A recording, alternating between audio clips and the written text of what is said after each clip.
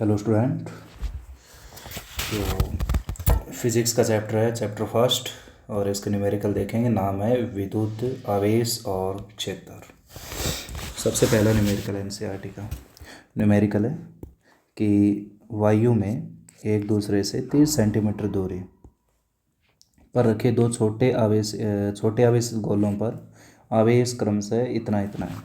तो सबसे पहले मैं लिख लेता हूँ कि पहले गोले पर आवेश की मात्रा 2 × 10⁻⁷ कूलम तथा दूसरे गोले पर आवेश की मात्रा 3 × 10⁻⁷ कूलम।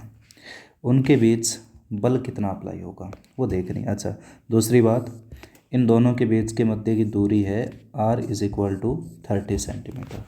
चेंज करोगे सेंटीमीटर को यदि चेंज करें तो 3 × 10⁻⁻1 मीटर आएगा, क्योंकि 30 सेंटी को हटाया 10⁻⁻2 और 0 को हटाया तो 10⁻⁻1 हो गया। उनके बीच बल कितना लगेगा, बल देखना है इन दोनों आवेशों के मध्य। तो इलेक्ट्रिक फोर्स सूत्र क्या पढ़ा है, K Q1 Q2/r²। के की वैल्यू हमने पढ़ी है 9 × 10⁹ और Q1 की वैल्यू अपने पास है 3 × 10⁻⁷, Q2 की वैल्यू 3 × 10⁻⁻1 r। इन दोनों के मध्य दूरी 3 × 10⁻⁻1 और इसका क्या आएगा, स्क्वायर आएगा। उसके बाद 9 को ऐसा का ऐसा 3 × और 2 है, सॉरी यहाँ पर 2, 3 × 2 कितना हो गया 6 और अच्छा ये ऊपर लिख दिया, एक मिनट इरेज करते हैं इसे। Q2 की वैल्यू अपने पास है, Q2 की वैल्यू अपने पास है 3 × 10⁻⁷ और Q1 की वैल्यू है 2 × 10⁻⁷। तो 9 × 2 × 3 6 और 10⁻⁹ -7 कितना हो गया, 10⁻⁷ × 10⁻⁷, पावर ऐड होगी -14। 3 का स्क्वायर कितना हो गया 9 और पावर को मल्टीप्लाई करते हैं तो 10⁻⁻2। अब 9 से 9 कटेगा, ये कितना हो गया -5, ये ऊपर जाएगा, यानी 6 × 10⁻⁵ ये ऊपर जाएगा तो पावर क्या होगी +2, यानी आ सकता है आंसर 10⁻³ न्यूटन। जो इन दोनों आवेशों के बीच फोर्स अप्लाई होगा वो होगा 6 × 10⁻³ न्यूटन। ठीक है जी, अगले क्वेश्चन पर पढ़ते हैं। अगला क्वेश्चन अपने पास है कि 0.4 माइक्रोकूलम आवेश का एक गोला। ठीक है, तो एक काम करते हैं, इसके लिए दो आवेशित गोले बना लेते हैं, एक ये और दूसरा ये। इन पर आवेश की मात्रा जो दी गई है Q1 = 0.4 माइक्रोकूलम। देखो माइक्रो को हटाएंगे तो 10⁻⁴ क्या लगेगा -6 कूलम। ठीक है, एक दूसरा गोला, यदि दूसरे गोले पर आवेश, इस पर आवेश की मात्रा है 0.8 माइक्रोकूलम यानी 10⁻⁻6 कूलम। और इन दोनों गोलों के कारण वायु में निर्वात या वायु कितना बल लगता है, इन दोनों गोलों के बीच में 0.2 न्यूटन का फोर्स अप्लाई होता है। यानी जो इलेक्ट्रिक फोर्स है इन दोनों के मध्य, या तो आकर्षण लगेगा या फिर प्रतिकर्षण होगा, वो फोर्स तुम्हें दिया गया है 0.2 न्यूटन। सबसे पहले आपको दोनों गोलों के बीच की दूरी क्या होगी वो ज्ञात करनी है, तो ध्यान से देखना। First step, we know that, हम जानते हैं इलेक्ट्रिक फोर्स का फॉर्मूला पढ़ा है K × Q1 Q2/r²। Electric force कितना दिया है तुम्हें, इलेक्ट्रिक फोर्स आपको दिया गया है 0.2 न्यूटन। K की वैल्यू निर्वात या वायु के लिए 9 × 10⁻⁹ Q1 पहले आवेश की मात्रा 0.4 × 10⁻⁻6, दूसरे पर 0.8 × 10⁻⁻6 अपॉन r। इन दोनों के मध्य दूरी ज्ञात करनी है हमें पहले, r²। ठीक है जी, अब उसके बाद ये डिवाइड में उस साइड गया तो मल्टीप्लाई में, यानी हम लिख सकते हैं r square is equal to, ऊपर वाली पावर्स को सोल्व करते हैं। चलिए, तो ऊपर हम लिख सकते हैं 9 इंटू 0.4 को 0.4 लिखा, 0.8 एंड 10 टू द पावर को ऐड कर लेते हैं, -6 और -6 -12, और 12 में से 9 घटाओगे तो कितना आएगा, -3, यानी 10 टू द पावर -3। ये मल्टीप्लाई में था, उस साइड गया तो डिवाइड में 0.2। अब देखें तो ये इससे कटेगा कितनी बार, 2 बार कटेगा, यानी उसके बाद हम लिख सकते हैं 9 मल्टीप्लाई 2 मल्टीप्लाई 0.8 है, तो इसको एक काम करते हैं छोटा पे, यहाँ से 10 से मल्टीप्लाई करते हैं, 10 से डिवाइड करते हैं, तो ये कितना हो गया, 8 हो गया। 8 को 2 से मल्टीप्लाई कर देंगे बाद में, into 10 to the power -3 upon कितना आएगा, 10 आएगा फिर। ठीक है जी, कितना हो गया ये, 9 मल्टीप्लाई 16, और ये ऊपर जाएगा 10 टू द पावर 1, ऊपर गया तो 10 टू द पावर कितना आ गया, -4 आ गया। इधर कितना चल रहा है अपना, आर स्क्वेयर। ठीक है जी, उसके बाद यहाँ से स्क्वेयर हटेगा तो इधर क्या लगेगा, अंडर रूट लगेगा, तो under root 9 into 16 into 10 to the power -4। तो इस बात को हम लिख सकते हैं, 9 को वर्गमूल से बाहर करेंगे तो ये 3 आएगा, 16 को वर्गमूल से बाहर करेंगे तो ये 4 आएगा, और ऐसे यदि वर्गमूल से बाहर करेंगे तो 10 टू द पावर -2 आएगा। 3 इंटू 4 कितना हो गया, 12 into 10 to the power -2 metre में आया आंसर।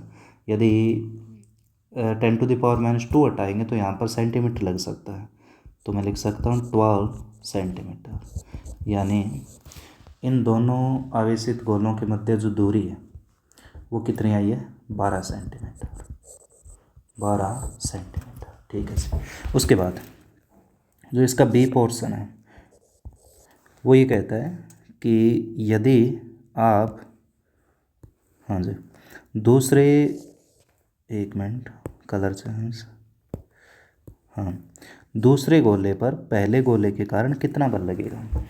तो एक बात हमने पहले पढ़ी है कि इस पर आवेश मान लिया मैंने Q1 और इस पर आवेश मान लिया Q2। ठीक है जी, जितना बल एक के कारण 2 पर बल, ठीक है जी, और यहाँ पर लिख देता हूँ 2 के कारण 1 पर बल, सॉरी, 1 पर बल 2 के कारण, और यहाँ पर 2 पर बल 1 के कारण।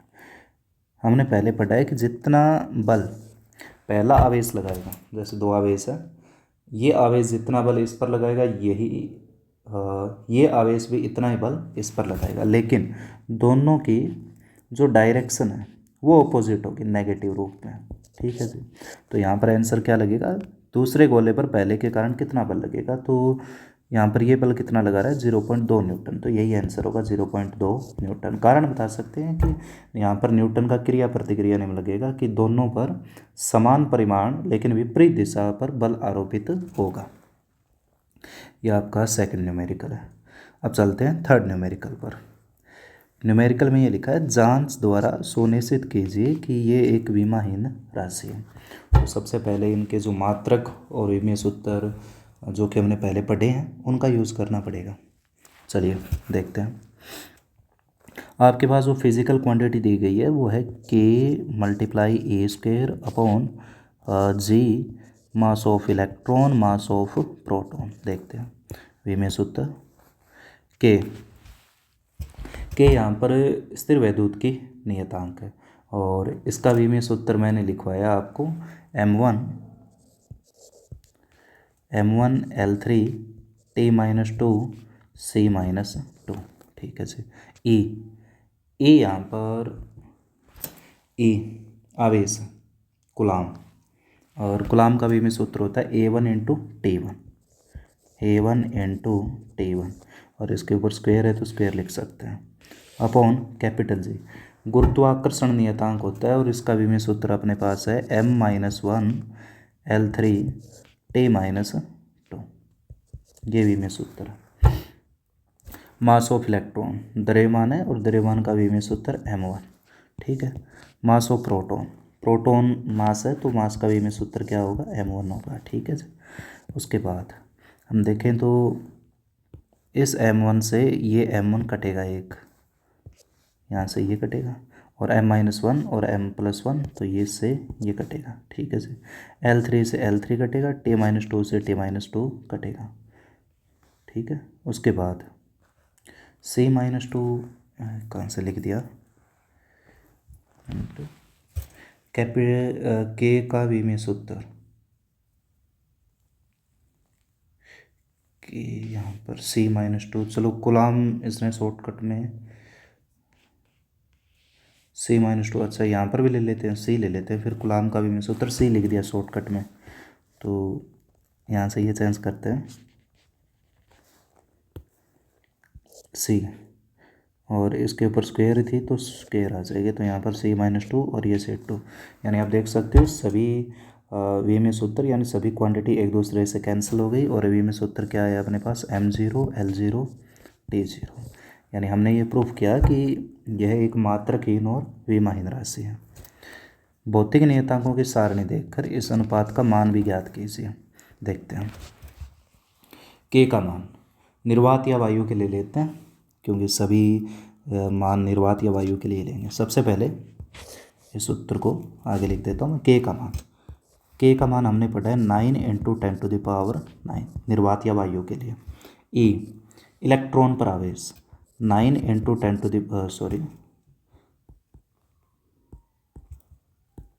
यहाँ पर लिखूँगा मैं 1.6 × 10⁻⁻19, और इसका क्या आएगा स्क्वायर आएगा, अपॉन कैपिटल जी के लिए मैं लिख सकता हूँ कैपिटल जी गुरुत्वीय नियतांक, यानी 6 × 10⁻⁻11 6.64 ×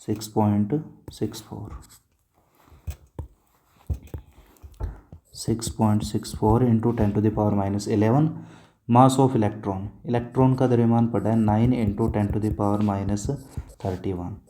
मास ऑफ प्रोटॉन का द्रव्यमान पड़ा है 1.67 × 10⁻27 kg। ठीक है। अब देखें तो ये कैलकुलेशन बहुत लेंथी है, लेकिन इसको यदि शॉर्टकट में बताएं तो इसका तकरीबन आंसर आएगा इसका आंसर आएगा अपने पास 2.29 × 10⁻39 की समथिंग। ठीक है जी, इतना आंसर आएगा। इसका मतलब है कि ये बात हमने पहले पढ़ी है, ये कंपेयर किया गया है कि जो विद्युत बल है, स्थिर वैद्युत की बल, दो आवेशों के बीच में जो बल लगेगा, ठीक है, उसको यदि गुरुत्वाकर्षण बल से तुलना करें तो ये बल तकरीबन 10⁻40 गुना ज़्यादा स्ट्रॉन्ग होता है स्थिर वैद्युत के बल किसकी तुलना में, गुरुत्वाकर्षण बल की तुलना में।